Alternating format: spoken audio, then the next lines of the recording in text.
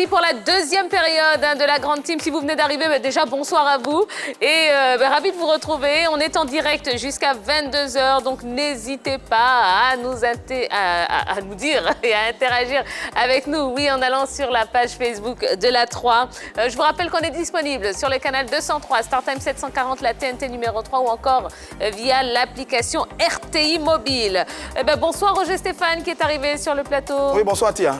Comment allez-vous? Oui, ça va bien. L'échauffement a été plus long que d'habitude, mais ça va très bien. Bon, donc c'est bon là, normalement vous êtes... Oui, ça devrait pouvoir aller. Vous allez nous donner un 109 Je l'espère bien, je l'espère bien. Très bien. Comme d'habitude, je l'espère bien. Allez, il est temps d'accueillir notre invité de ce soir. Il est journaliste à Radio Côte d'Ivoire. C'est l'un des journalistes les plus appréciés du pays. Monsieur Rach Nguessan Kwasi est sur le plateau de la Grande Team. Bonsoir. Bonsoir. Bonsoir. Bonsoir. Comment allez-vous? Bonsoir, monsieur Rach. Ça va, ça a été la journée? Allez, asseyez-vous correctement. Voilà, on a le temps, il n'y a pas de souci. Une journée comme toujours. Hein. Bon, on vient de train préparer une émission, aller à l'antenne, la pression d'une élection qui veut faire arrêter toute la Côte d'Ivoire. Bon, vous savez. Mais on se remet. C'est la routine. C'est la routine. C'est la routine. Eh bien, très bien. Alors, je disais, vous êtes l'un des journalistes les plus appréciés, vraiment, de Côte d'Ivoire. Mais finalement, on se rend compte qu'on ne sait pas comment a commencé votre aventure. Justement, expliquez-nous ça. Comment est né ce goût pour le journalisme? Toute une histoire, hein. Toute une émission ne pourrait pas suffire. Mais bon, écoutez, moi, je suis parti de l'école du Tas. J'ai été formé sur le Tas. J'étais déjà à Boaké. Et puis bon, après le cycle secondaire, je n'avais pas la possibilité de rentrer dans une école de journalisme. Celle de la Côte d'Ivoire était fermée. Il fallait peut-être aller à Dakar, au CST. Mais quand vous avez le vieux Nguessan qui est cultivateur, il ne pouvait pas me supporter. Donc, sur le tas, j'essayais de vivre ma passion. Nonobstant que, bon, j'ai eu par le passé à faire quelques piges, enfin, de correspondance, des formations en correspondance. Oui. Et puis bon, j'ai eu ce certificat qui me permettait d'être formé un peu sur une radio. Donc pour avoir accès à Radio Boaké, il fallait venir avoir l'autorisation de Radio Côte d'Ivoire, par exemple. Je me retrouve comme ça, par coup de grâce, au 21e étage de la Tour D, et je rencontre M. Laurent Dunafologo. On me dit, là, monsieur le ministre, les policiers nous bousculaient, et puis à mon niveau, il me dit, mais vous voulez me voir? Il dit, oui, monsieur le ministre. Donc je vais le voir, il dit, mais qu'est-ce que j'ai dit? Non, j'ai été formé un peu sur le temps par correspondance, mais il me faut faire un stage pour certifier ma chose. Il dit, mais vous résidez où? Il dit, à Boaké. Il dit, OK. Voici un papier à lui donner à M. Brigaï Raphaël, père son âme, pour que tu puisses faire ta formation. Ce jour-là, M. Fologo, en son temps, nous sommes en 84, il me donne 100 000 francs. Et aujourd'hui, c'est 1 million. Donc je vais. C'était pas facile. Donc en 85, au moment où je me décourageais, arrive les Gorébita, le groupe des Denis Messan qui venait de Bruxelles. Et donc Goré a appris qu'il y avait un jeune ici qui était très intéressé par le sport. Donc il me cherche, il me dit, non, viens qu'on forme une équipe parce que le sport et le journal m'intéressent ici. Oui. En 85, donc, je fais véritablement mon entrée à Radio Boaké. Et puis en 86, au Fort Boyen, dans sa grâce, va demander que tous ceux qui travaillent de manière bénévole puissent avoir un numéro matricule. C'est le groupe de Serge Fatou-Lenga, Yves Zobo Junior et nous autres. Et le 1er janvier 1986, après dépouillement, j'ai le 167 877 comme matricule, payé à 60 000 francs, mais c'était un gros salaire. Voilà comment je commence à Boaké. Et puis bon, il y avait des aînés qui s'intéressaient vraiment à moi, dont les Boubacar Kanté. Monsieur Ali Koulibaly, qui est ministre aujourd'hui, directeur de l'information en son temps, demande que je vienne, pendant la trêve, me former un peu auprès des autres. Oui. Je viens avec un seul guine et dit, mais monsieur, ça c'est Ouattara Yonji qui me dit, si vous êtes venu avec un seul guine, allez chercher vos affaires, vous n'allez plus à Boaké. Nous sommes en 1989.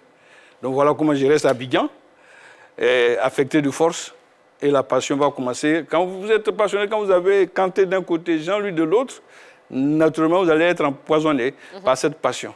Voilà comment, Dieu me faisant grâce, je vais rentrer dans ce grand mouvement de journalisme sportif. Alors, quand on a couvert de nombreux événements sportifs à travers le monde, comme vous l'avez fait, comment est-ce que vous faites aujourd'hui pour garder cette passion intacte? C'est une drogue. Je le disais souvent, j'ai eu la chance d'avoir, on va peut-être en parler tout au long de cette émission, d'avoir des jeunes, dont Stéphane qui est là. C'est le fruit rache. S'il est un peu c'est de votre faute alors. Ah, d'accord. On comprend. Si vous le voyez un peu, c'est un peu le style, parce que je le dis et je lui ai dit, dans ce métier, si on vous aime trop, c'est que vous n'êtes pas bon. Ouais. Et donc la passion va rester intacte, comme vous l'avez dit, c'est une drogue en fait. Plus ce métier-là, plus on vieillit là-dedans, plus on devient autre chose. Donc c'est ma passion. C'est une partie de moi-même. C'est pour ça que quand on voit les guéguerres autour d'une élection, je suis complètement dépassé parce que le jeu est ailleurs. Ce que nous sommes en train de faire, ce n'est pas du jeu, c'est autre chose. Mais écoutez, demain on comptera cette histoire. Exactement. Mais la passion est une drogue pour moi et je resterai peut-être... Le jour où je n'ai plus cette passion, c'est peut-être au passage de Williams Bienvenu de Diabo. Allez, Rachinguessan Kwasi est sur le plateau de la Grande Team. Si vous avez des questions à lui poser, eh bien, faites-le en allant sur la page Facebook de la 3. Il y répondra. Alors, on va parler sport, on va parler football. Justement, 38e et dernière journée de Première Ligue. Voyons un petit peu tous les résultats avec Dorgelès Kofi. Yes, hello Dorgelès. Hello, Tia. Tu as une anecdote sur notre invité. Je ne sais pas s'il a la phobie des avions, mais à la CAN 88, vous avez raté votre avion. Et la Coupe du Monde 2018, vous avez raté également l'avion. Quelle est l'histoire réelle avec l'avion, Rach? Non, pas parce que j'ai... En fait, lorsque vous êtes... excusez-moi de l'expression, gaou, que vous découvrez l'avion, vous êtes heureux. Mais quand ça devient une habitude, c'est 35 ans aujourd'hui de métier, combien de fois on a été entre deux avions. Donc, j'arrive de Russie, escale à Istanbul. L'aéroport, c'est 10 fois notre aéroport. Pour aller à l'autre quai, de l'autre porte d'embarquement, il fallait mettre pratiquement 1 kilomètre. Le temps d'enlever les ceintures, me contrôler et autres. J'arrive, la porte est fermée, je rate l'avion. Il fallait passer la nuit à Istanbul. La compagnie a été très généreuse, on voulait me loger. J'ai dit non, je ne sors pas de l'aéroport. Je suis resté là, puisqu'il y a tout à l'aéroport. Donc, je n'ai pas eu le temps, je ne me suis pas un peu perdu, je n'étais pas gêné. Donc, je suis resté à l'aéroport le lendemain. Mais ça a donné une très grande peur à ma famille, parce que ma femme est venue avec les enfants pour m'accueillir. On voit la délégation ivoirienne, point des raches. Est-il resté en exil ou quoi? C'était un gros point d'interrogation. Mon portable étant éteint, je ne pouvais plus joindre la maison. C'était terrible ce moment-là. Mais après, tout s'est bien passé. Allez. Je retiens que vous n'avez pas voulu profiter de l'hôtel et du petit-déj. Voilà. 38e et dernière journée de la Premier League. Newcastle a perdu à domicile 3-1 avec un but de Sadio Mané. Manchester City a cartonné à domicile 5-0 contre Norwich. Leicester a perdu contre Manchester United 2-0. Chelsea a battu Wolverhampton grâce à un but de Giroud et Mason Mount. Burnley a perdu contre Brighton avec un but, de Yves Bissouma, le Malien. Arsenal a gagné à domicile 3-2 contre Watford avec un doublé de Pierre-Emerick Aubameyang. Everton a perdu contre Bournemouth avec un but de Moïse Kean, l'Ivoirien d'origine. Au classement général, Liverpool avec 99 points, Manchester City 81, 3e Manchester United, Chelsea 4e, Leicester 5e. Au bas du classement, nous avons Bournemouth 18e, 19e Watford, 20e Norwich City. Alors parlons maintenant des qualifiés pour la Ligue des Champions et de la Ligue Europa. La Ligue Europa. Oui. Tiens, on va le voir, ce sont les 4 premiers. Liverpool, Manchester City, Manchester United, Chelsea. Leicester va jouer la Ligue Europa avec Tottenham. Oui, Tia, ce sont ces 2 équipes. D'accord. Et les relégués maintenant? Oui, les 3 relégués, Bournemouth, Watford et Norwich City. D'accord, merci beaucoup Dorgelès. Alors, le joueur de Liverpool, Jordan Henderson, a été élu meilleur joueur de la saison. Qu'est-ce que vous en pensez, Rachinguessan? C'est une réussite totale, c'est la continuité. Liverpool, déjà, les gens pourraient dire que bon, ils ont eu la chance lorsqu'ils ont été consacrés sur le toit de l'Europe, mais dans la continuité, vous avez vu que Liverpool a carrément explosé tous les adversaires. C'est normal qu'il y ait le meilleur joueur à son sein. C'est ça, c'est ça. Alors, moi, je dirais que c'est le deuxième capitaine courage que Liverpool vient d'avoir là. Nous avons connu Steven Gerrard, qui a porté Liverpool, hein, notamment lors de cette finale face au Milan AC en 2005. Et puis aujourd'hui, on a Jordan Henderson, formé à Sunderland et qui est arrivé du côté de Liverpool. En tout cas, c'est quelqu'un il n'est pas très technique, mais il est dans le plus dans les styles anglais avec les milieux de terrain comme Gerrard, comme Lampard, et il est très, très dur sur l'homme. Et aujourd'hui, moi, je ne suis pas surpris de le voir être désigné meilleur joueur d'Angleterre. N'oubliez pas que le Liverpool a son esprit. C'est un peu comme chez nous ici, par le passé, l'Africain avait son esprit. Même s'ils ont laissé cet esprit à Figayo. Mais le Liverpool a son esprit. Et naturellement, quand les joueurs arrivent, ils sont très déterminés, à l'image, comme il le dit tout à l'heure, de Gerrard et Puyol. Il y a tellement de bons joueurs que ce collectif-là, normalement, chaque année, Liverpool devrait consacrer un des siens. Les milieux de terrain ont fait fort cette année en Angleterre quand même, hein, parce qu'il y a lui, citons également Bruno Fernandes du côté de Manchester United qui a fait une saison mais magnifique avec les Reds, sans oublier également... Les Red Devils. Oui, les Reds, sans oublier également De Bruyne avec l'équipe de City, le Belge, qui a mis d'ailleurs un super but sur le dernier match. Oui, ce sont eux qui aujourd'hui sont véritablement les grands patrons. Ils sont dans la lignée des gros milieux de terrain qu'on a connus dans ce championnat d'Angleterre. Il parlait de Steven Gerrard, Frank Lampard et autres. L'Angleterre, c'est ça. Il y a toujours de bons joueurs comme ça au milieu de terrain. Et lui, cette année, il a complètement crevé l'écran avec cette équipe de Liverpool. Alors, de son côté, Jamie Vardy a fini meilleur buteur avec 23 réalisations. Un mot sur sa performance. Oui, il a 33 ans, meilleur buteur cette saison avec 23 buts, 5 passes décisives. Sur l'ensemble de la phase offensive des jeux de l'équipe de Leicester, il est impliqué à 67%. Eh bien, Vardy, c'est le plus vieux meilleur buteur de la Premier League. Il est parmi le cercle très fermé des 29 joueurs qui ont marqué plus de 100 buts dans cette Premier League. C'est un garçon formidable, un buteur né, un buteur de race, qui est arrivé un peu tard sur le haut niveau, mais qui confirme depuis quelques saisons avec l'équipe de Leicester. Et d'ailleurs, il fait penser à de mythiques attaquants du côté du football anglais. C'est pas Rach qui va me contredire. Je pensais notamment à Gary Lineker et Alan Shearer, qui ont été des formidables joueurs par le passé. Eh bien, Vardy est sur la trace de ces attaquants mythiques du côté du football anglais. Ouais, il faut ajouter qu'il a dépassé le quota de buts inscrits la saison passée. On a eu comme meilleur buteur Pierre-Emerick Aubameyang, Mohamed Salah, Sadio Mané, qui ont terminé ex aequo. 22 buts inscrits, alors que lui, il a 23 buts avec 5 passes décisives. Donc, influence dans le jeu et efficacité face au but. Et il est dans la course pour le soulier d'or également. Oui, on verra bien. Également. On verra bien. En tout cas, il a fait une superbe saison, porté Leicester pendant longtemps. Tout s'est un peu gâté sur les derniers matchs parce que l'équipe, pendant longtemps, a été 3e de la Premier League, accrochant cette place qualificative pour la Ligue des Champions. Malheureusement, les derniers matchs ont été très mal gérés. Leicester est finalement qualifié pour la Ligue Europa. Allez, la saison de Première Ligue en quelques chiffres, toujours avec Dorgelès. Il y a eu 380 matchs, 2,72 la moyenne de buts par match, 1034 le nombre total de buts, 27,21 la moyenne de buts par journée. Le meilleur buteur, Jamie Vardy, 23, le joueur de Leicester. Meilleur passeur, c'est Kevin De Bruyne. Alors, qu'est-ce que vous retenez de cette saison de Première Ligue, Rach Nguessan Kwasi? Je retiens que les Africains sont passés un peu à côté. Ça s'explique, hein. Il y avait eu la CAN en intermédiaire. Et puis, bon, l'arrêt brutal face à cette pandémie. Je pense que Mané, Salah et bien d'autres pouvaient aller au contact des buteurs et autres, mais je pense dans l'ensemble, les Africains n'ont pas brillé comme ce fut le cas l'année dernière ou il y a deux ans.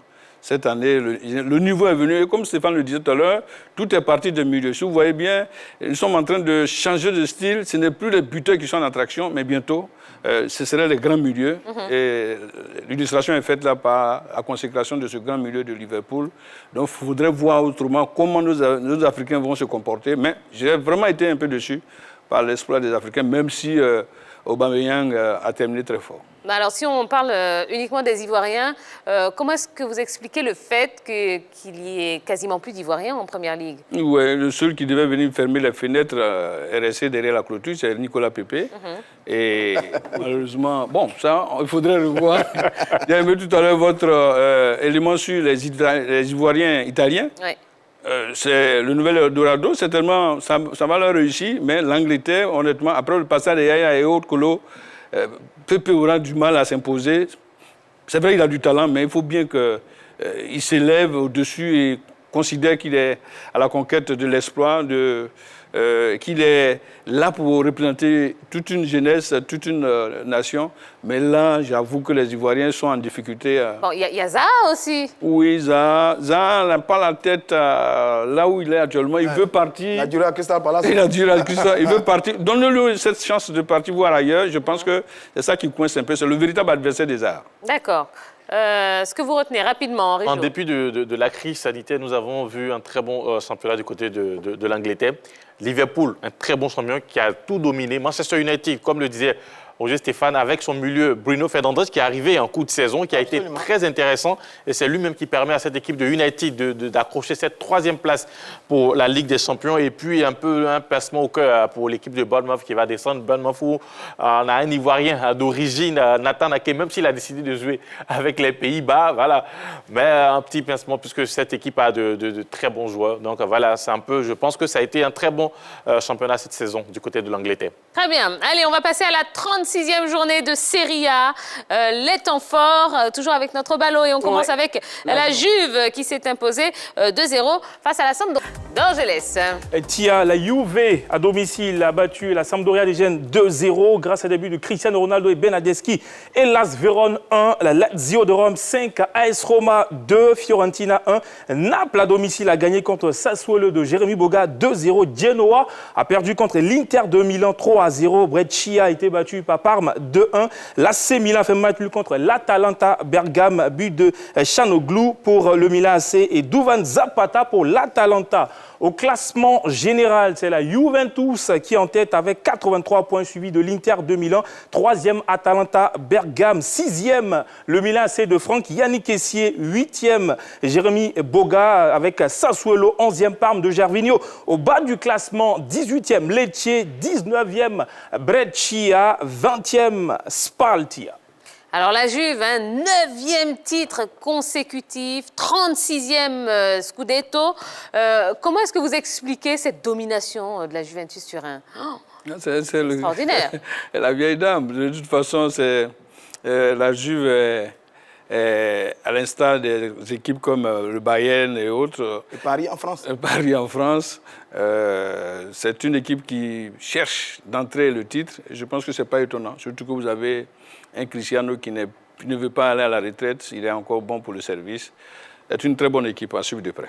Non, la Juve, c'est la stabilité. C'est le club le plus puissant du côté de l'Italie, l'un des plus puissants au monde. Et donc, le club confirme, 36e titre, 9e d'affilée. Il n'y a quasiment pas photo au niveau du championnat. C'est un club mythique qui a été créé en 1897, qui a une histoire extraordinaire du côté donc, de l'Italie, qui a toujours eu de très, très grands joueurs. Là, on a Cristiano Ronaldo, mais dans l'histoire, vous avez des joueurs comme Del Piero, Baggio, Zinedine Zidane, Michel Platini, qui ont porté les maillots de cette équipe de la Juventus. Donc, elle est stable, elle est gérée par une équipe, par une famille en Italie qu'on appelle la famille Agnelli, qui est une famille très très riche. Donc c'est un club puissant qui confirme, qui domine littéralement, on va dire, ce championnat italien depuis quelques années. 9 ans de suite, c'est vous dire qu'il n'y a pas photo, comme disait mon aîné. Donc en France, on a le Paris Saint-Germain. En Allemagne, on a le Bayern. Et puis en Italie, on a la Juve. Oui, championnat un peu à sens unique, mais c'est bien mérité pour un club mythique sur le continent européen. Allez, on va vous proposer des images de la célébration. Voici ce qui s'est passé dans le vestiaire de la Juve. C'était chaud, c'était chaud, c'était chaud. Regardez.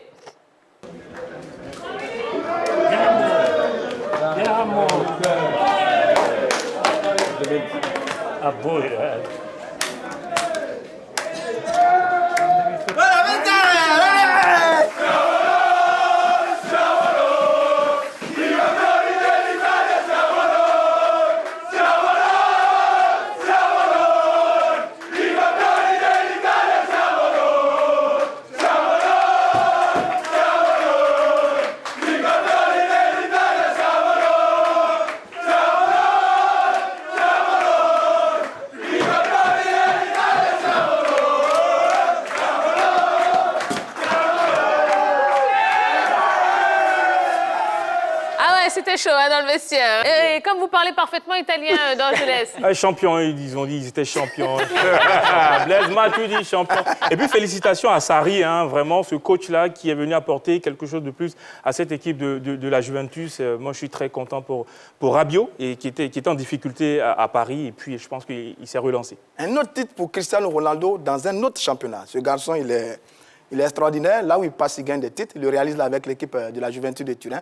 Ben, bravo à lui. Bravo à ce club-là, qui est un club légendaire et qui a une histoire et qui va continuer à perpétuer sa tradition. Les autres sont un peu à la traîne, c'est dommage, mais c'est signé tout simplement la Juventus de Turin. Allez, le bilan, hein. Oui, quand on voit un peu cette joie dans les vestiaires, regardez hier l'Italie qui était en pleurs.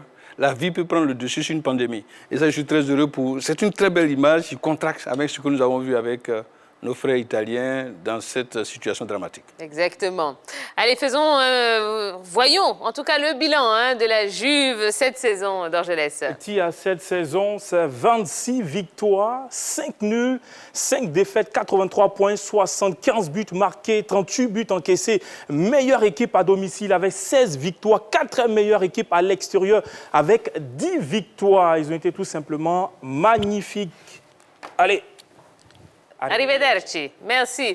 Alors, c'est vrai que chaque début de saison, on a toujours l'impression qu'il y a des équipes qui vont venir titiller la Juve. Et puis finalement, non, c'est la Juve qui rafle quand même le titre. Qu'est-ce qui manque aux autres, selon vous? Allez, on va faire un tour de table. Non, ce sont des très bons clubs. Rapidement, Il y a des très bons clubs en Italie. Inter, Milan, qui d'ailleurs ont eu leur période de domination. Là, maintenant, c'est la Juve qui caracole. Et il y a également Naples, Roma, Lazio. Ce sont des très bons clubs, mais il faut savoir qu'il y a plusieurs fronts quand même. Hein. Vous avez le championnat, vous avez la Coupe, vous avez la Ligue des Champions. Et si vous n'avez pas l'effectif d'une équipe comme la Juventus de Turin, vous ne pouvez pas tenir sur tous les fronts. Donc, au début, les équipes tiennent le coup, titillent bien la Juve, mais vers la fin, l'effectif fait la différence. Parce que du côté de la vieille dame, on a quand même de formidables joueurs, Ronaldo, Dybala et bien d'autres qui sont capables de tenir sur une saison avec un effectif très, très riche. Alors, la Juve, je vais donner quelques exemples. La Juve, de 2011 à 2020, c'est 3 coachs qui se sont succédés à la tête sur le banc. Ensuite, l'Inter de 2011 à 2020, c'est 12 entraîneurs. Et le Milan AC, sur la même période, 11 entraîneurs. Donc, à ce niveau-là, ça s'explique. Au début, tout le monde est... Voilà, il y a l'euphorie du début de saison. Mais après, on voit la stabilité l'emporte et c'est la Juventus qui est stable. Rach. Au début, pour ces équipes qui devaient, avec votre préoccupation, aller titiller la Juve, ne pas être champion, ce n'est pas une catastrophe en soi. Mais pour la Juve, ne pas être champion, c'est une catastrophe. Donc, ces équipes-là n'ont pas les mêmes objectifs. L'objectif de la Juve, c'est d'être toujours en tête. Les autres devraient grandir, ça va changer un jour. Mais pour l'heure, c'est une légende, on ne déracine pas comme ça les légendes. Mais Milan et l'Inter peuvent quand même jouer le titre aussi. Il Oui, n'y a pas longtemps, qui sont des piliers. C'était l'Inter de Milan. N'oubliez pas que l'Italie, c'est la Juve, c'est le Milan AC. Ouais. Hein? L'Inter. Ouais, Naples aussi. Naples un peu. Ouais. Mais bon, ce sont les piliers. Comme ici en Côte d'Ivoire, vous avez la SEC, l'Africa, le Stade de Stella. OK, si les 4 piliers, les 4 légendes ne sont pas de la partie, c'est vrai que bon...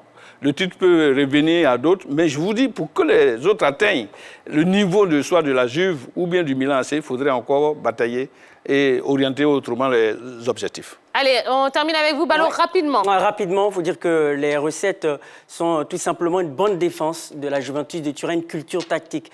Et il faut dire que l'éclosion de la Juventus coïncide avec le déclin du Milan AC. Le grand Milan qui a perdu sa splendeur, avec l'Inter de Milan qui a dû donc se renforcer avec l'arrivée d'Antonio Conte. Donc, un effectif véritablement riche pour la Juventus de Turin et une solide défense.